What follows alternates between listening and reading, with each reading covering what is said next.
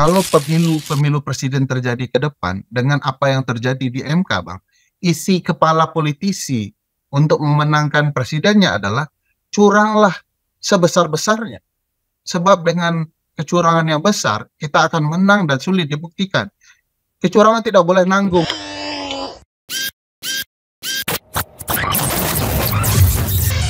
Halo sahabat integritas, jumpa lagi di program Buka Kartu. Hari ini kita akan berbincang dengan Bung Ferry Amsari. Sahabat integritas tentu sudah sangat paham siapa beliau, karena Ferry Amsari adalah salah satu bintang utama dari film Dirty Vote yang mengguncang, dan sejak itu juga telah menjadi advokat ya dari isu-isu kecurangan Pilpres. Sampai terakhir kemarin ketika putusan MK terkait dengan sengketa Pilpres keluar, Bung Ferry Amsari, Bung Zainal Arifin Muchtar, Bivitri Susanti, dan para pakar tata negara, hukum tata negara, termasuk akademisi, mengeluarkan berbagai pandangan, cermatan yang itu sangat kritis. Karena memang kita juga sebagai publik secara umum kaget ya, meskipun sebenarnya Tempo juga sudah mengatakan putusan MK basa-basi gitu ya. Dan itu sudah diprediksi. Zainal Arifin Muchtar juga sudah mengeluarkan satu pandangan sebelum putusan MK yang juga ragu akan keberanian MK dalam memutus perkara sengketa Pilpres 2024. Nah, untuk membahas kira-kira apa saja sih yang menjadi poin-poin penting ya dari putusan MK kemarin, terutama terkait dengan tidak terbuktinya gentong babi sebagai kebijakan Jokowi dalam konteks bansos, termasuk pengerahan aparatur ya pada konteks PJ kepala daerah, kemudian kepala desa termasuk ya, karena juga soal bansos ini didistribusikan juga oleh daerah ya, bukan hanya oleh nasional. Kita tahu kasus DKI lah yang kemarin, jelas warna kantongnya itu harus biru gitu ya. Padahal itu kan biru melambangkan simbol dari paslon 2. Begitu juga dengan Presiden Jokowi. Termasuk juga yang krusial soal nepotisme, yang juga dianggap tidak terbukti. Nah, ini dua hal yang kalau menurut kita merusak sekali fundamen dari bangunan tata kelola pemerintahan yang baik dan demokrasi di Indonesia. Nah, langsung saja, Bung Ferry, apa kabar? Apakah asam lambungnya naik? Lumayan mengecewakan, Bang, ya. Tetapi juga buat tertawa iris ya melihat putusan 1 dan 2 kemarin. Nah, dari apa yang tadi saya sudah bilang terkait dengan tidak diakuinya atau ditolaknya ya premis dari paslon 1, paslon 3 yang menggugat di MK bahwa soal nepotisme itu sebenarnya nggak ada, praktek gentong babi itu juga tidak bisa dibuktikan. Ya, beberapa hakim punya alasan yang beragam ya, termasuk misalnya yang baru dilantik kemarin Pak Arsul Sani yang mengatakan bukan kami tidak bisa membuktikan, tapi waktunya cuma 14 hari, bagaimana kami bisa membuktikan gitu ya. Akan tetapi tetap posisinya kan akhirnya juga ada di penolakan ya terhadap gugatan dari paslon 1 dan 3. Nah, ini apa yang bisa kita sampaikan ke publik ya terkait dengan putusan MK terakhir ini? Jadi pertama, ada perbedaan yang menarik antara pendapat mahkamah mayoritas dengan yang minoritas. Yang unik itu adalah pendapat mayoritas yang mengatakan bahwa memang problematika penyimpangan insentif anggaran negara untuk kepentingan politik yang kita kenal sebagai politik gentong babi itu memang perlu waktu untuk membuktikan.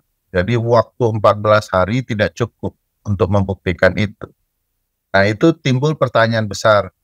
apakah artinya MK memutus bahwa tidak terdapat politik gentong babi tanpa mampu membuktikan sama sekali? Atau dia memutus memang ini tidak memadai gentong babi, alat bukti gentong babi ini, sehingga kemudian ya sudah waktu yang perlu ditambah untuk dapat membuktikan lagi. Bagi saya waktu 14 hari itu adalah waktu yang dipersiapkan dengan matang dengan pengalaman MK dari 2004, dan mereka mau tidak mau harus memastikan apakah politik gentong babi itu ada atau tidak, mempengaruhi atau tidak para pemilih. Nah, tidak boleh MK menyalahkan waktu 14 hari karena tugas mereka aktif. Kalau mereka belum yakin, mereka belum boleh memutuskan. Nah, ini malah memutuskan kan gitu. Nah, kedua, objeknya salah kali yang mereka cari dan coba ulik ya gitu ya. Jadi kayak orang jalan harusnya ke kanan, dia nyarinya ke kiri, nggak ketemu itu. Kecuali ada jalan memutar ya. Nah, menurut saya karena salah jalan dalam membuktikan politik gentong babi, itulah yang menyebabkan mereka kemudian gagal menemukan alat bukti yang memadai. Atau ketiga, mereka memang mengabaikan. Jadi misinya memang bukan untuk menemukan alat bukti. Alat bukti gentong babi itu sebenarnya simpel, sederhana sekali, Bang. Bahwa kalau terjadi kebijakan atau tindakan aparat pemerintahan, administrasi negara yang kemudian menggunakan insentif anggaran yang peruntukannya adalah untuk kepentingan publik menjadi kepentingan di tahun politik, itu sudah gentong babi itu. Jadi misalnya kemarin Menteri Keuangan mengatakan bahwa Presiden menggunakan anggaran pribadinya dalam pembagian bansos. Dan itu terjadi di tahun politik. Satu, anggaran itu anggaran Presiden, bukan anggaran bansos. Kalau pakai Undang-Undang 11 2009 Junto 14 2019 tentang kesejahteraan sosial, anggaran itu mesti berasal dari spot anggaran Menteri Sosial yang bergerak, gitu ya. Nah, ini sudah jelas-jelas penyalahgunaan anggaran. Kalau kita lihat peta sebaran apa yang dilakukan Presiden dari Desember 2023 hingga ke Januari 2024 menjelang hari H, ini sudah mengindikasikan bahwa ada pemanfaatan anggaran non peruntukan sebagaimana mestinya yang dilakukan oleh aparat negara di tahun politik. Bukti apalagi? Makanya saya mengatakan kecurangan apalagi yang engkau dustakan Mahkamah Konstitusi, gitu ya. Karena kalau ini, mohon maaf, saya tidak sedang mendakwa diri saya, tapi saya mau mengatakan bahwa kalau orang yang menggeluti isu kepemiluan, terutama kecurangan, maka dia akan tahu ini sudah part dari kecurangan itu. Jadi inilah buktinya. Ada anggaran, bukan itu peruntukannya, lalu kemudian dipakai di tahun politik. Kalau kita simak lagi keterangan para menteri, sebenarnya wilayah peruntukan dana itu sudah ditentukan, tapi kemudian wilayah penyebaran dana itu berubah di tahun politik. Ya ini lagi gentong babi, Bang. Jadi bagi saya ada pemaksaan untuk memberikan kesan bahwa pemohon 1 dan pemohon 2 atau Capres 01 dan Capres 03 gagal membuktikan terjadinya politik gentong babi. Padahal sudah nyata-nyata. Itu sebab dugaan bahwa MK akan memutus seperti ini sudah tercium aromanya ketika MK melarang para pihak bertanya kepada pemberi keterangan lain atau saksi para menteri itu. Sebab kalau saya sendiri misalnya jadi lawyernya, pasti akan timbul perasaan pertanyaan penting-penting yang menimbulkan kejanggalan-kejanggalan. Misalnya yang terbayang ya, melintas di kepala kalau diperbolehkan bertanya, Pak Menteri Airlangga Hartanto ngapain ikut bagi-bagi anggaran bansos? Itu kan bukan tugas Bapak. Bapak Menteri Koordinator, menurut Undang-Undang Kementerian Negara pasal 14, Bapak cuman mengkoordinir. Loh sekarang Bapak turun teknis. Ada apa ini? Ini tahun politik gitu ya. Dan sekali lagi, keterangan yang disampaikan pihak pemberi keterangan lain atau para menteri itu adalah bukti yang nyata tersampaikan. Hanya cara melihatnya harus berbeda itu. Ketika dia ngomong begitu, ini kebaikan Pak Presiden demi kebaikan rakyat. Pertanyaan terbesar adalah ngapain Anda bagi menjelang 14 Februari 2024? Bukankah itu yang dilarang dalam adab berpemilu, karena itu bagian dari politik gentong babi yang terlarang. Jadi bagiku banyak bukti yang bisa dipertanyakan, Bang. Ya, fair. Hmm. Ini kan sudah ada amicus curiae dari berbagai akademisi ya, yang latar belakangnya juga beragam. Ada yang ekonom, ada yang ahli hukum, ya, ada yang sosiolog, ya, ada yang sosiologi hukum, ya. Ada yang hukum tata negara, ada lagi yang lain yang itu dari sisi budayawan, ada lagi para praktisi etika, ya, yang kita tahu salah satunya tentu yang hadir dan memberikan kesaksian Romo Magnis misalnya. Dan pada saat yang sama MK telah melahirkan putusan yang melengsarkan Anwar Usman saat itu ya sebagai ketua MK. Belum lagi putusan DKPP pada level KPU yang memberikan juga sanksi pelanggaran etik ya kepada anggota KPU dan ketua KPU dalam proses-proses mendorong ya Gibran sebagai cawapres. Belum lagi bagaimana sepak terjang Presiden Jokowi yang tadi disampaikan oleh Bung Ferry, yang bisa dalam kurun waktu 1 minggu itu berputar-putar dari satu tempat ke tempat lain, yang kalau merujuk lagi kepada pernyataan Menteri Muhadjir misalnya, itu bagian dari penanggulangan krisis iklim. Akan tetapi kalau kita lihat di data statistik, tentu yang kemudian difokuskan oleh Presiden Jokowi hanya 2 daerah misalnya, dibandingkan dari puluhan daerah yang dianggap sebagai daerah yang rentan terhadap krisis iklim. Nah, pertimbangan belum lagi saksi-saksi ya yang dihadirkan di sidang MK. Dengan sebanyak itu keterangan, informasi, analisis, catatan kritis, akhirnya MK memutuskan secara anti klimaks. Nah, sebenarnya pertanyaannya, apakah memang pada dasarnya putusan MK itu sudah ada sebelum proses ini dilakukan gitu ya? Karena toh kok sepertinya tidak memberikan pengaruh sama sekali.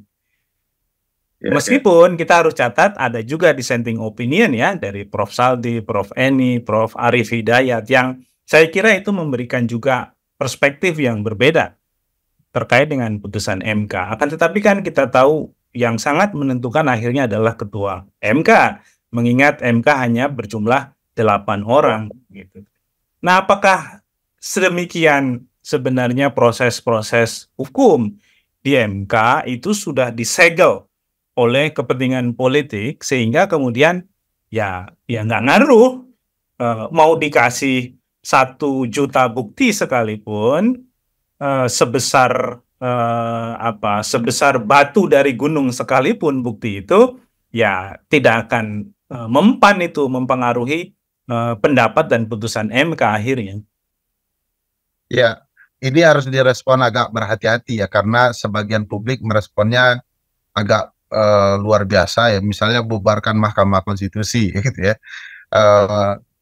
Karena respon membubarkan Mahkamah Konstitusi itu seperti membakar lumbung karena ada tikus gitu ya. Tidak mungkin menyalahkan lembaga kalau orangnya yang tidak benar kan gitu ya. Nah, kenapa harus hati-hati ya? Karena memang ada cakrawala di dalam studi hukum tata negara yang bicara soal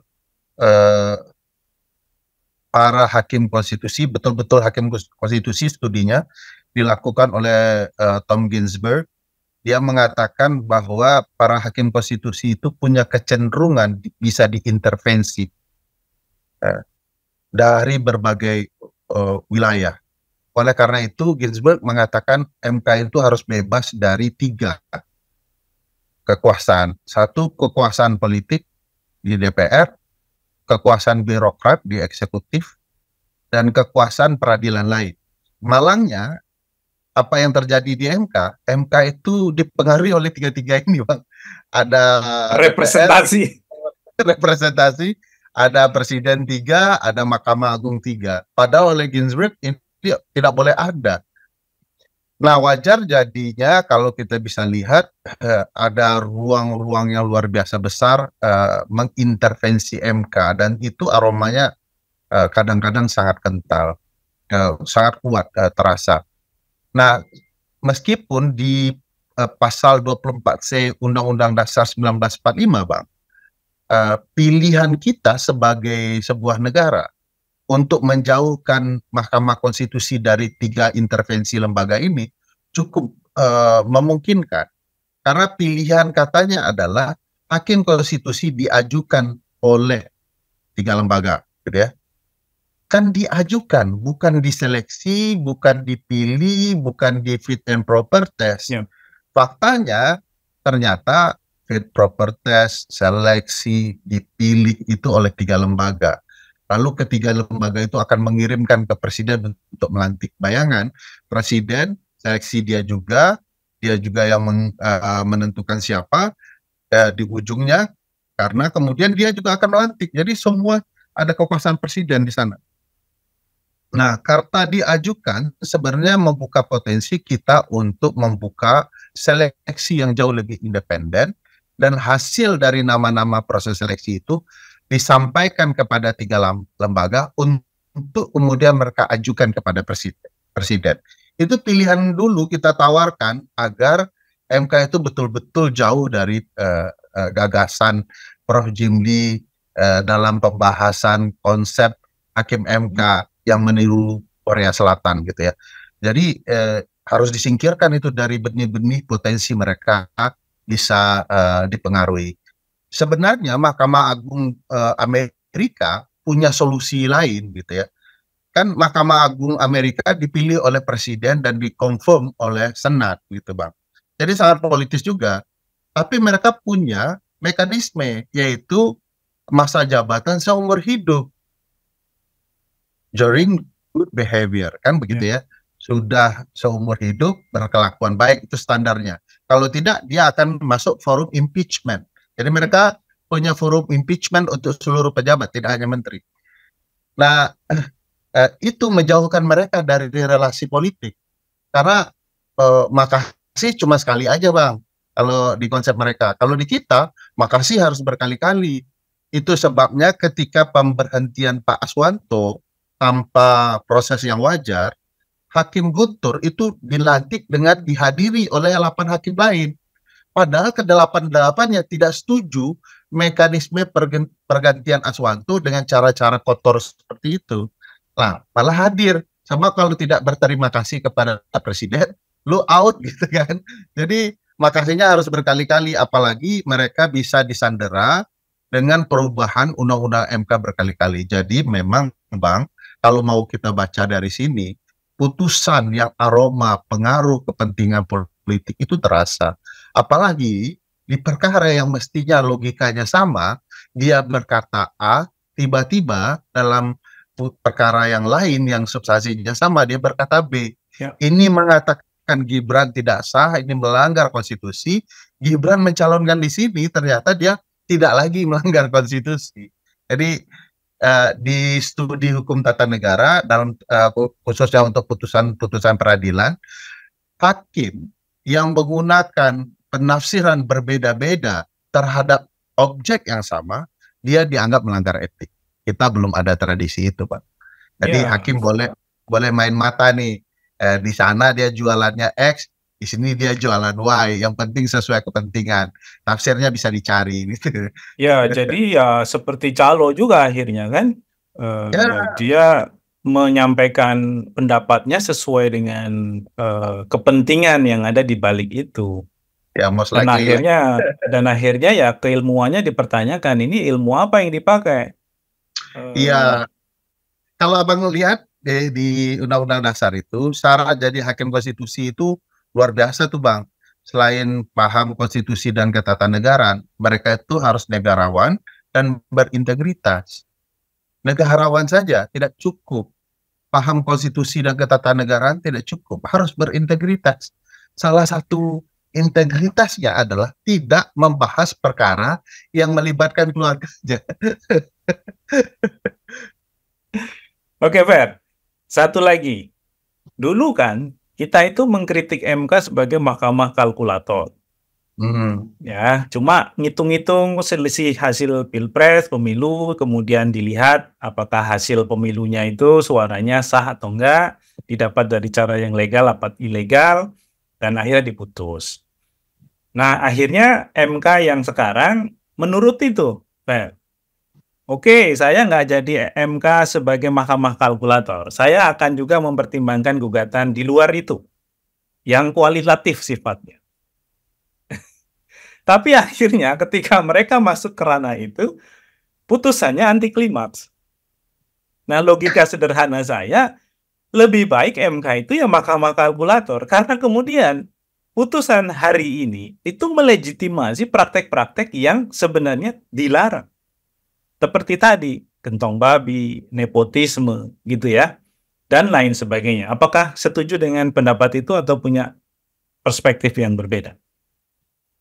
Iya, tentu saya ingin MK tetap bisa secara luas ya menyelidiki kualitas penyelenggaraan pemilu kita. Dan MK sebenarnya bang di putusan nomor 1 PHPU Pres garing 17 Romawi 2019 termasuk juga putusan hari ini nomor 1 dan nomor 2 PHPU Pres 22 Romawi 2024 semuanya clear mengatakan bahwa mereka tidak sekedar memeriksa hitungan-hitungan selisih hasil, tetapi juga bicara kualitatif dari proses penyelenggaraan pemilu kita. Itu clear, MK bilang itu berkali-kali. Yang bandel itu ya tim kuasa hukum biasanya, padahal putusannya sudah clear secara itu. Dan MK sepertinya tidak mau kehilangan wewenang juga untuk hanya memeriksa hitung-hitungan angka. Karena kok jadi lebih powerful Bawaslu-nya dengan bisa memeriksa TSM prosedur pemilu. MK sepertinya tidak mau kehilangan itu, tetapi juga bukan berarti mereka betul-betul mampu menggunakan sifat hakim aktif mereka dengan memeriksa kualitas penyelenggaraan pemilu lebih detail dan lebih rinci. MK itu memang agak berbeda dengan peradilan lain, Bang. Kalau saya baca buku Prof. Marwarar Siaan ya, hukum acara Mahkamah Konstitusi, dia adalah hakim generasi pertama yang termasuk sebagai hakim yang menggagas konsep hukum acara di MK. Dia bilang peradilan MK itu menggabungkan berbagai teori peradilan untuk menemukan rasa keadilan berkonstitusi.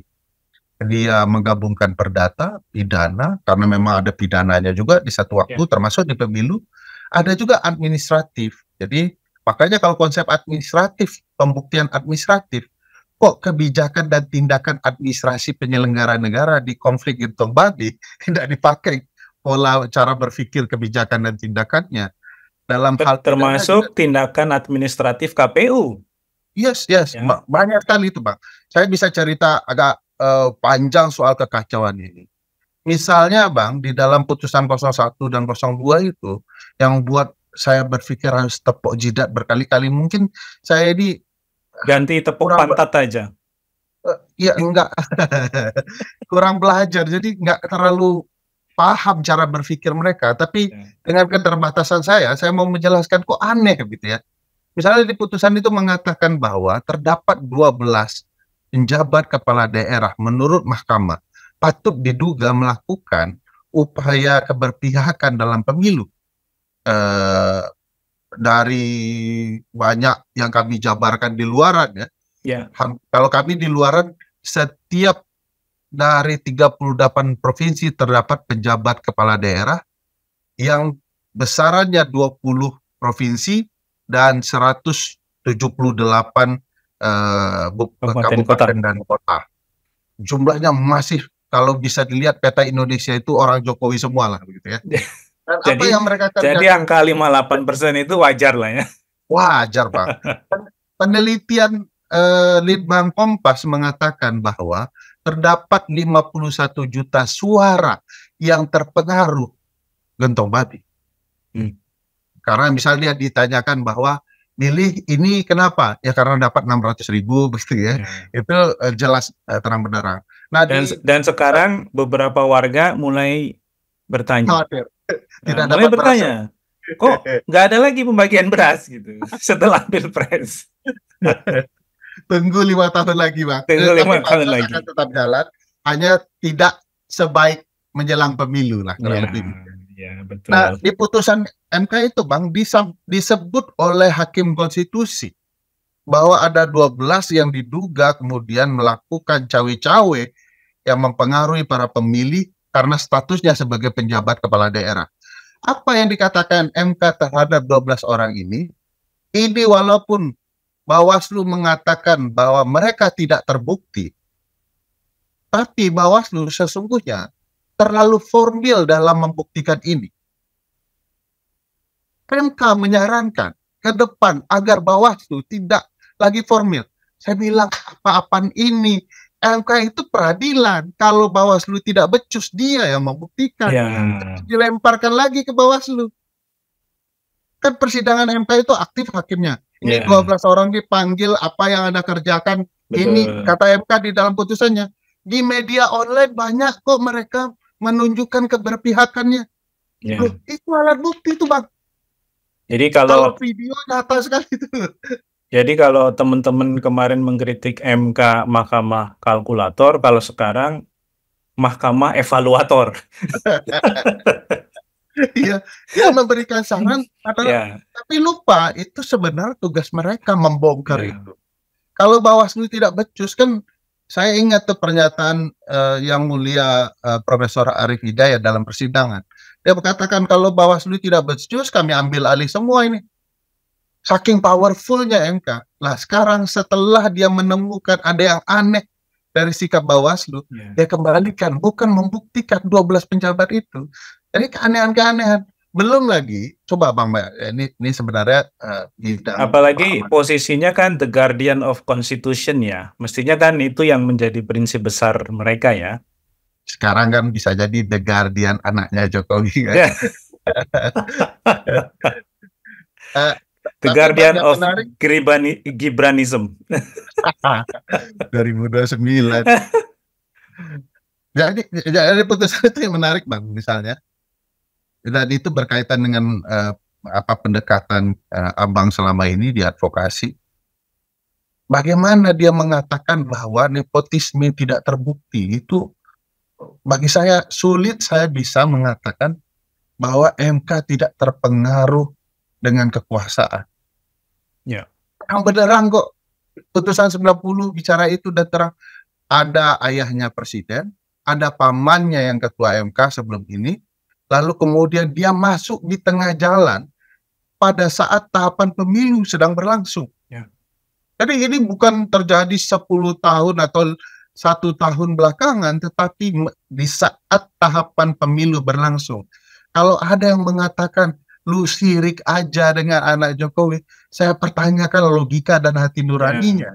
Zaman Soeharto pun nggak terjadi seperti itu sebenarnya.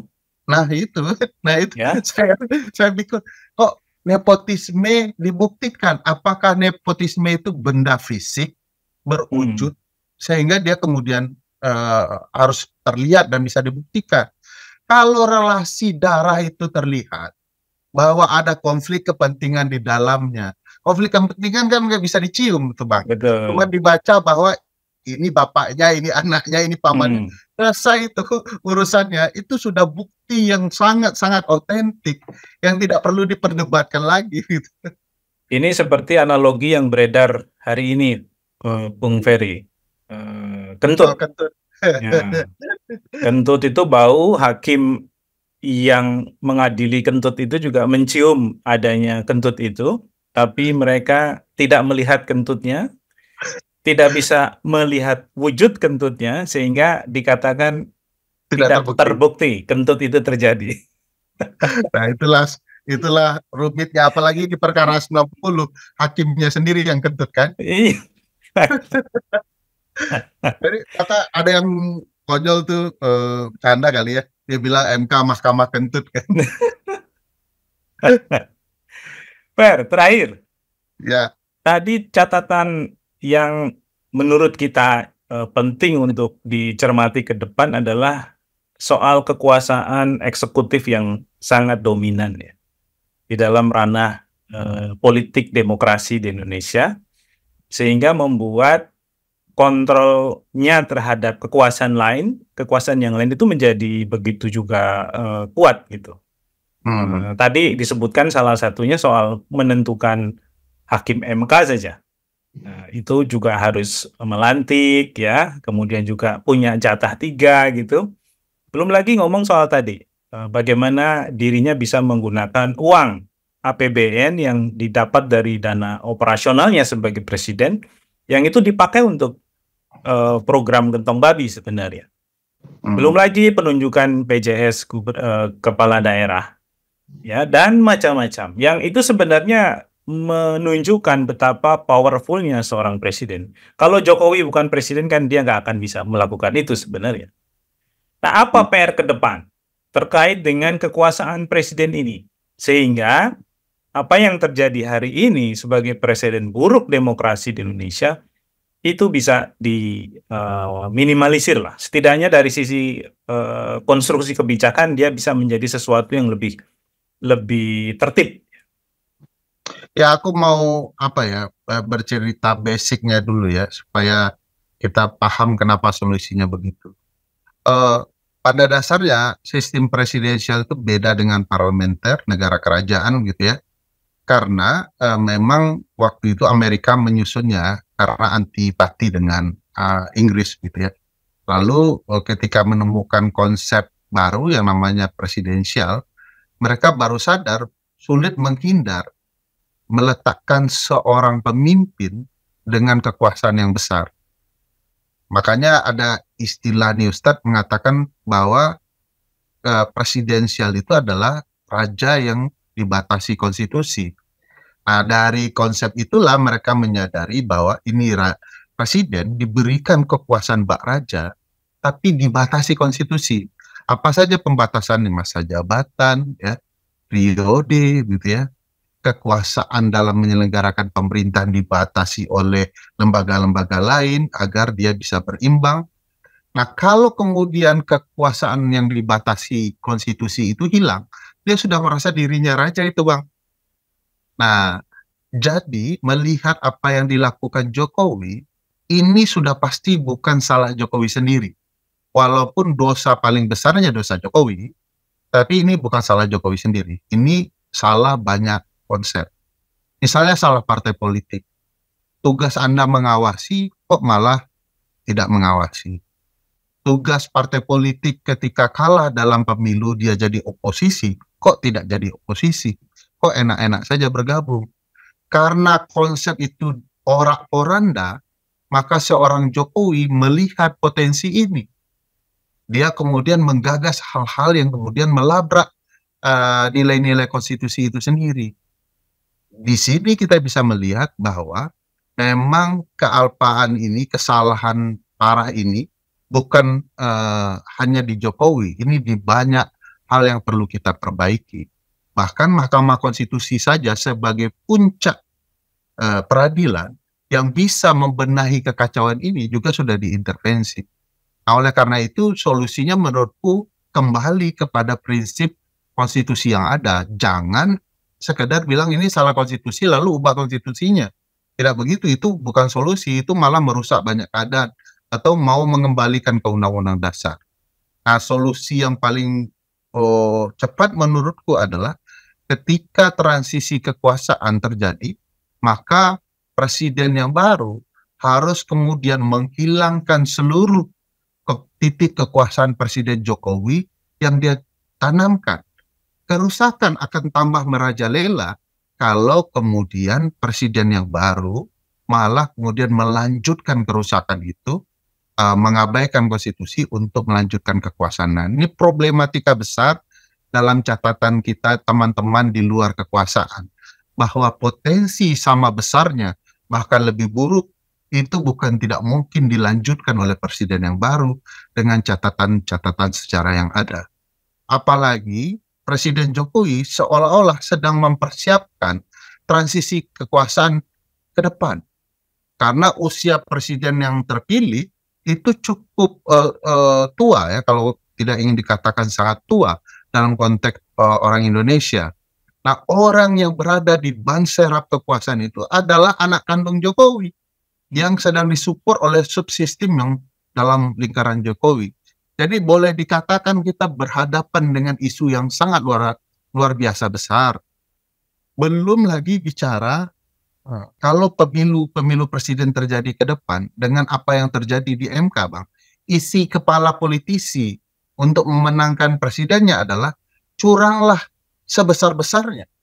Sebab dengan kecurangan yang besar, kita akan menang dan sulit dibuktikan. Kecurangan tidak boleh nanggung, tidak boleh 51%, 52%. Harus jauh gitu supaya. Nah, cara pandang curanglah securang-curangnya, atau yang kata bahasa Prof. Effendi Ghazali adalah gentonglah segentong-gentongnya dan babilah sebabi-babinya untuk memenangkan pertarungan ini supaya maksimal. Korupsi sekorupsi-korupsinya. Betul, sekorupsi-korupsinya. Jangan nanggung gitu ya. Nah, itu juga akan potensial terjadi di pilkada November ini. Bayangkan, jadi kita punya waktu pendek, kesempatan sangat tipis untuk kemudian merekayasa ulang demokrasi kita agar kembali ke prinsip konstitusionalnya. Saya mau mengatakan ini bukan tidak mungkin, tapi ini sangat-sangat berat. Saya tidak ingin mengatakan revolusi atau reformasi lah pilihannya. Kita punya satu titik sangat penting, yaitu kesadaran partai politik yang ditinggalkan. Ya, ada beberapa partai politik yang ditinggalkan, bahwa kalau tidak taat sama konstitusi yang beginian akan terjadi dan akan terus berulang. Jadi partai juga harus bercermin diri, memperbaiki dirinya, dan tugas masyarakat sipil harus membujuk mereka atau mendorong mereka, bahkan memaksa mereka, kesempatan ini akan terulang lagi, atau kita manfaatkan kesempatan ini untuk memperbaiki bangsa dan negara. Termasuk yang mungkin paling bertanggung jawab tentu adalah, kalau ngomong partai ya PDIP ya, karena Jokowi itu lahir dari situ kan. Meskipun akhirnya di ujung konflik mereka.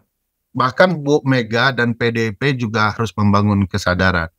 Saya bukan mendoakan, tetapi ini harus jadi kesadaran PDIP. Bu Mega sudah cukup berumur. Beliau harus saya pikir sudah sampai ke fase bijaksana melihat apa yang terjadi ini saat ini. Dan harus mempersiapkan partai dengan demokrasi internal yang baik. Kalau tidak, Bang, apa yang terjadi kalau Bu Mega, Pak SBY, Pak Prabowo, Pak Surya Paloh besok pagi kenapa-kenapa? Partai ini bisa berdarah-darah. Dan kita kehilangan ruang partai yang sudah terbangun dengan baik untuk kemudian bisa menjadi alat penyalur kepentingan publik. Bisa berdarah-darah dan itu merusak. Jadi harus disiapkan dari sekarang. Kalau tidak, akan ada penyesalan baru di kader-kader PDIP terhadap partai ini. Kan masih ada PSI. Iya, PSI itu ajaib, Bang. Itu menarik sekali. Saya bangga dengan apa yang dilakukan PSI, meroket itu kayak lomba balap, itu di lap terakhir itu kencang sekali, tapi pas garis finish tetap tidak masuk. Seperti Arsenal itu ya, kalau main bola. Per terakhir nih, ini mulai rame himbauan. Udahlah, move on, sudah selesai. Pilpres sudah selesai, terima saja, nggak usah lagi ribut-ribut. Kita bangun negara ini demi NKRI tercinta, gitu ya. Tanggapannya, Fer? Pernyataan itu seolah-olah bijaksana, tapi punya kepentingan politik jahat menurut saya. publik membicarakan apa yang terjadi di pemilu ini bukan bicara tidak menerima atau tidak move on. Saya dengan senang hati mengucapkan selamat untuk Pak Prabowo dan Mas Gibran dengan catatan Anda harus menjalankan tugas konstitusional dan publik harus mengawasi Anda terus. Jadi ya tidak ada soal dan move on saja, cuman membiarkan kecurangan ini hanya akan membuat demokrasi kita itu hanya masuk ke ruang kamuflase ya. Demokrasi yang sebenarnya sangat bobrok. Jadi saya tidak ada urusan dengan apa mengatakan bahwa mengucapkan ini adalah suatu tindakan yang tidak move on, menyampaikan ini seolah-olah ingin membuat negara ribut. Sampai sejauh ini menurut saya tidak terjadi keributan berarti seperti 2019. Pertanyaan besarnya, di 2019 siapa yang membuat keributan ketika kalah gitu, yang tidak move on gitu. Nah, ketika dia menang tidak ada terjadi keributan yang brutal ya. Dan bagi saya sebenarnya publik harus diajarkan bahwa tidak selalu keributan jadi solusi, tapi bukan berarti orang dilarang untuk demo karena itu hak publik. Begitu juga untuk menyampaikan ini bahwa pemilu kita curang, kami akan selalu ingat, kami akan catat, tapi kami tidak mau ribut. Itulah bentuk move on terindah menurut saya dalam demokrasi. Ya. Dan demokrasi selalu butuh kritik ya, kapanpun, dimanapun, saat apapun yang terjadi gitu ya. Karena itulah esensi dari demokrasi. Tadi demokrasi butuh kritik, Bang, tapi betul. tidak butuh Jokowi. Iya, dan kita nggak butuh gotong royong adalah hal lain ya, tidak bisa disamakan dengan demokrasi. Yes. Berapa politisi mengatakan kita nggak butuh oposisi, kita gotong royong, nah itu juga ngawur itu menurut saya. Itu nggak perlu pemilu itu. Ya, kalau itu nggak perlu pemilu, langsung aja ditunjuk gitu ya, seperti era kerajaan. Kalau Bung Ferry tadi bisa mengucapkan selamat ke Prabowo dan Mas Gibran, kalau saya sih enggak ya, karena ini prosesnya sudah rusak sekali gitu ya, nepotismenya juga begitu telanjang, bagaimana cawe-cawe presiden juga sangat jelas. Jadi saya meskipun sebagai host harus menyatakan sikap gitu ya terkait dengan hasil pilpres ini. Donald Trump waktu itu diucapkan selamat juga dengan Hillary, Bang, tapi dikritik terus. Oh ya bisa juga seperti itu sih, tapi kan kita mungkin berbeda dalam soal ini. Oke. Bung Ferry Amsari, thank you banyak untuk insight-nya. Ini akan memberikan juga angin segar ya buat teman-teman di Sahabat Integritas yang mungkin kecewa berat dengan putusan MK. Akan tetapi ya, bagaimanapun bangsa ini adalah bangsa yang besar, pasti akan belajar terus dari kesalahan-kesalahannya, dan ke depan mungkin kita akan menjadi lebih kuat sebagai negara demokrasi ya, yang tentu bisa mensejahterakan rakyatnya, bukan sejahtera sesaat karena bansos, tapi sejahtera karena memang ada kebijakan negara yang kuat di sana. Demikian diskusi kita kali ini dengan Bung Ferry Amsari. Kita ketemu di lain waktu. Jangan lupa subscribe, like, dan berikan komentar di kanal Satu Visi Utama, dan tentu adalah kanalnya Bung Ferry Amsari. Karena Bung Ferry Amsari juga punya kanal sendiri. Silahkan follow, silahkan subscribe ya. Silahkan juga diberikan catatan, komentar, diskusi dengan Bung Ferry Amsari dan timnya di sana. Kita jumpa lagi di lain waktu. Sampai jumpa.